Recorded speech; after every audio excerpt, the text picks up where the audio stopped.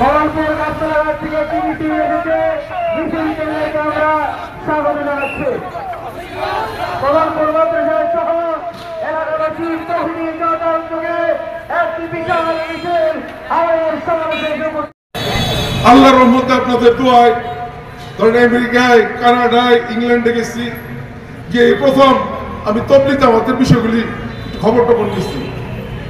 আপনারা যারা জান নাই, কল্পনা করতে পারেন নাই যে তবলিগ জামাতের কার্যক্রমের ভিত্তিতে অন্য অন্য ধর্মের লোকজন এবং ভিআইপি লোকজন যারা সেলিব্রিটি, এরা দলে দলে ইসলাম গ্রহণ করতেছে প্রিয় ভাইয়েরা।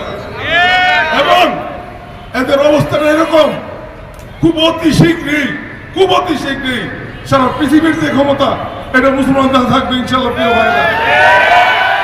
এরকম একটা দুইটা সাথ না, কয়েক হাজার সাথ মিললে এই অগ্রগতিকে বিন্দু মাত্র প্রদর্শিত করতে পারবে।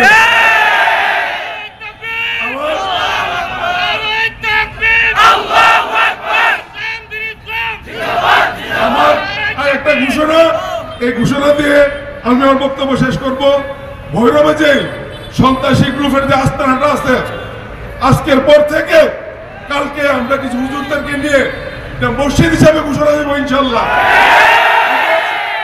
এদের কোনো অস্তিত্ব ভৈরব থাকবে না। মুহাম্মদুর রাসূলুল্লাহ সাল্লাল্লাহু আলাইহি সাল্লামের ঘোষণা হলো যে উলামায়ে কেরামের পায়ের নিচে, উলামায়ে কেরামের সম্মানে আল্লাহর সৃষ্ট নূরের ফেরেশতারা নিজেদের নূরের পাখা বিছায়া দেয়। সেই উলামায়ে কেরামের মাথায় সাদিয়ানেরা আজকে বাড়ি মেরেছে। যে উলামায়ে কেরামের জন্য এই নবমণ্ডল এবং ভূমণ্ডলের সমস্ত প্রাণী, এমনকি সমুদ্রের মাছারা পর্যন্ত আল্লাহর দরবারে দোয়া করতে থাকে, সেই উলামায়ে কেরামের মাথায় আজকে সাদিয়ানেরা হত্যা করতেছে। অতএব উলামায়ে কেরাম হলো সমস্ত নবী এবং রাসূলদের ওয়ারিস।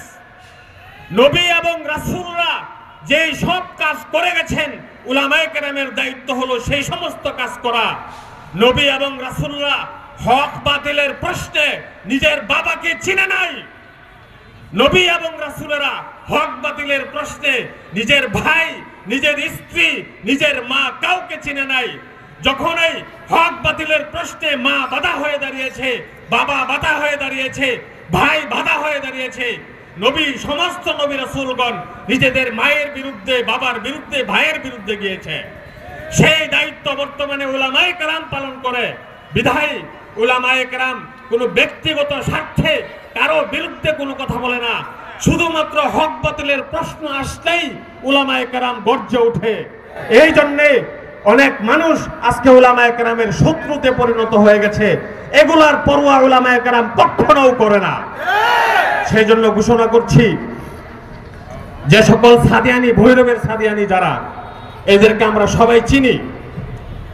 ইচ্ছে করলে আজকে প্রত্যেকটা সাদিয়ানিকে ধরে এনে এখানে লটকাইতে পারতাম, কিন্তু করি না। আইন নিজের হাতে আমরা তুলে নিতে চাই না। প্রশাসনের ভাই যারা আছেন, আপনাদের কাছে বিনীত অনুরোধ, আমাদের লিস্টি মতে, আমাদের মামলা মতে ভৈরবের যে সকল সন্ত্রাসীরা সরাসরি ইজতেমার মাঠে আক্রমণে শরীক হয়েছে, তাদের তালিকা আমাদের কাছে আছে। এই তালিকা আপনাদের কাছে জমা দেওয়ার পরে অবিলম্বে প্রত্যেকটা সাদিয়ানি সন্ত্রাসকে গ্রেফতার করতে হবে এবং তাদেরকে দৃষ্টান্তমূলক শাস্তির আওতায় আনতে হবে।